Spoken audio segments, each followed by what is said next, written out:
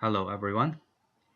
Today we're going to go through a brief introduction of how to use matplotlib to generate graphic plot using Jupyter Notebook.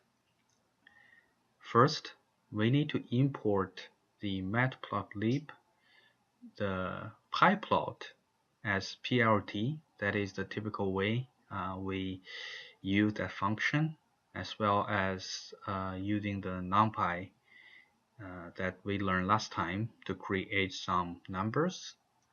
And here in the Jupyter Notebook, we will have to use the percentage matplotlib inline to tell the Jupyter Notebook the plot will be showed next to the scripts.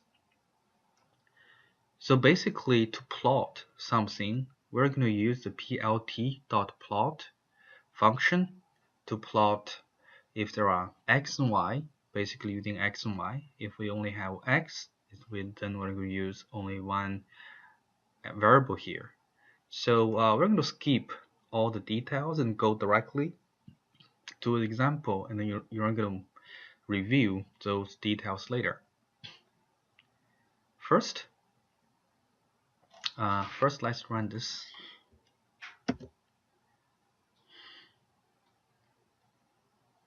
And now I have two lists.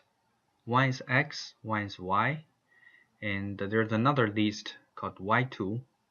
So I'm going to show how to create a plot using the same x but different y. That is one of the typical ways we want to compare something. So basically, once you define the data, and you can use plt.plot x and y. This is basically the x-axis and y-axis, and then you can define the color.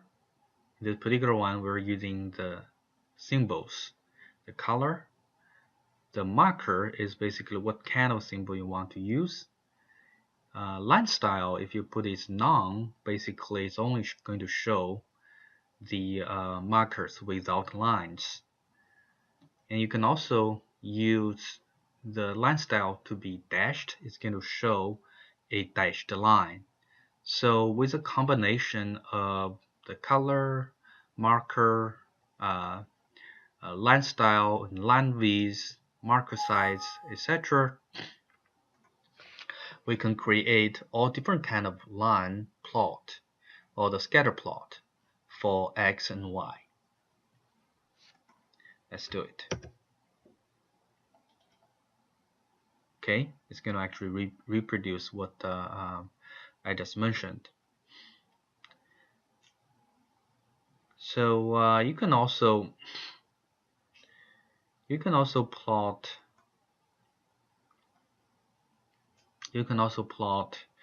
on a different scale. Like for example, we can set the y-axis to be a log scale. We can add in a text in the middle of the graph by defining the x position, y position of the text, and the text itself, the color, and the font size. In this particular plot, we only have y. Then the x position will be, by default, will be 1, 2, 3, 4. Sorry, it's going to be 0, 1, 2, 3.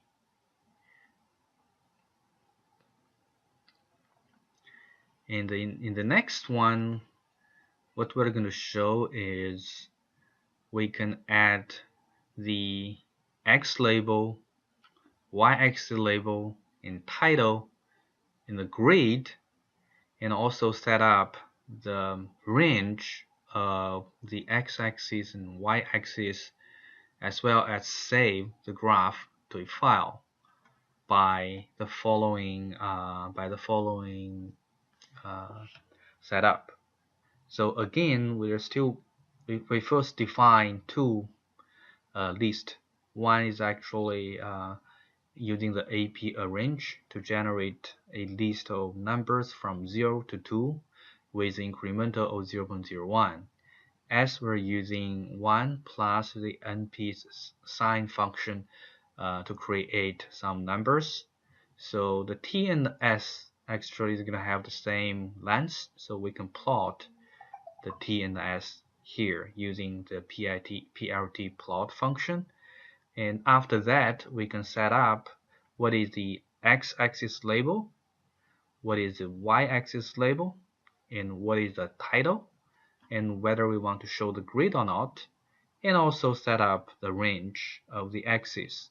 The range of the axis is defined by a list of 4 numbers. They're representing x minimum, x maximum, y minimum, and y maximum. So like for example, if we change this to 2, then we can see how the graph is going to change. See, so the x-axis range is from -1 to 2, the y-axis range from -1 to 3.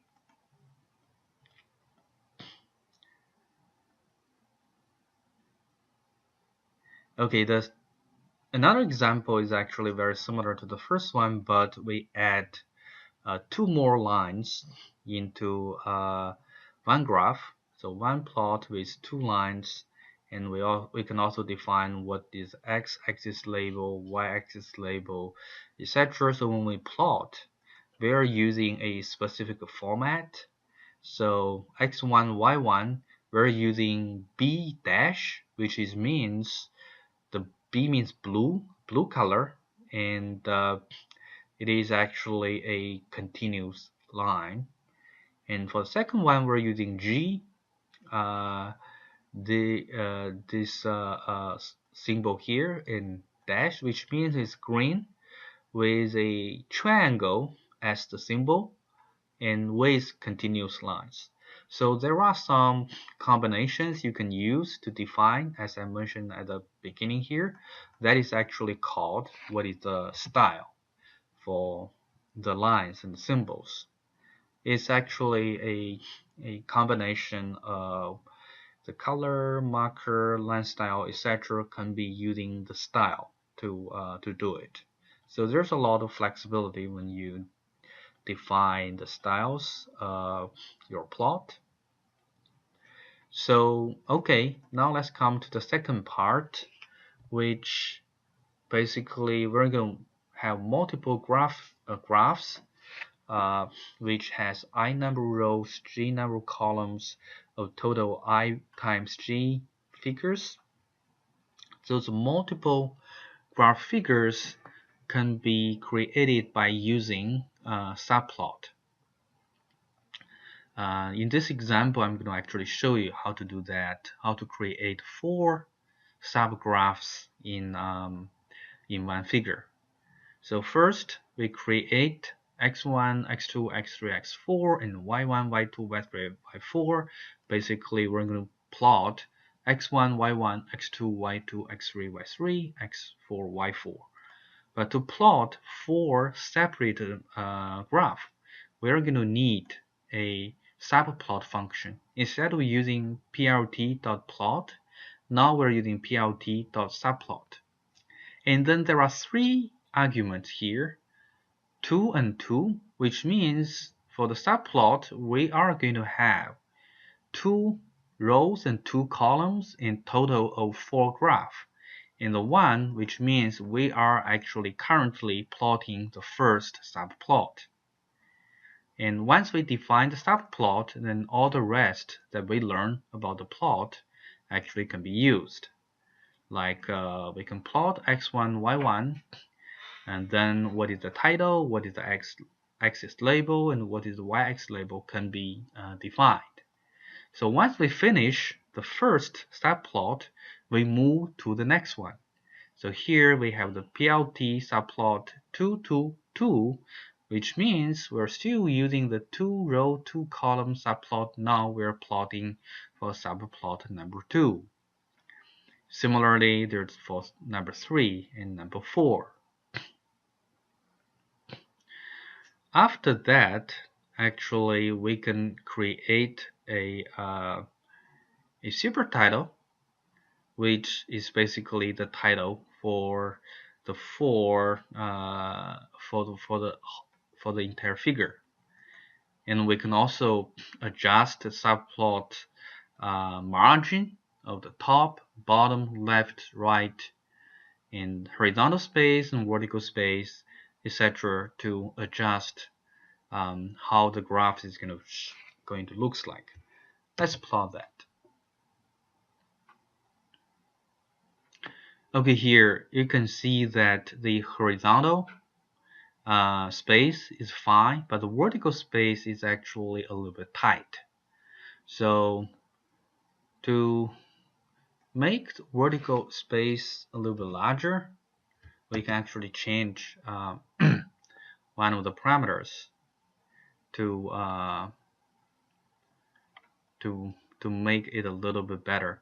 So here the top, bottom, left, and right is basically what are those subplots. They are related to each other. And then this is just one example of using plotting multiple graphs in a single figure.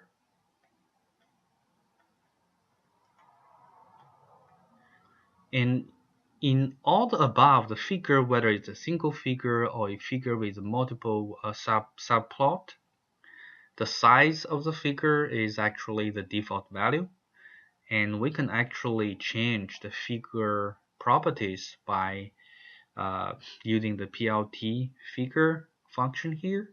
We can actually set up the figure size, the DPIs, and face color, edge color, etc.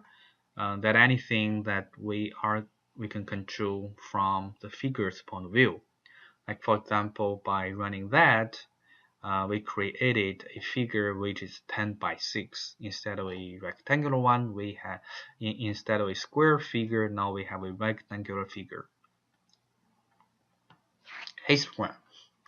So you can create a histogram very easily once you have the data in column. So first, we created a random number, 100 random numbers as 3 columns, and then we want to plot the histogram of those 3 different kind of random numbers, and using red, green, blue.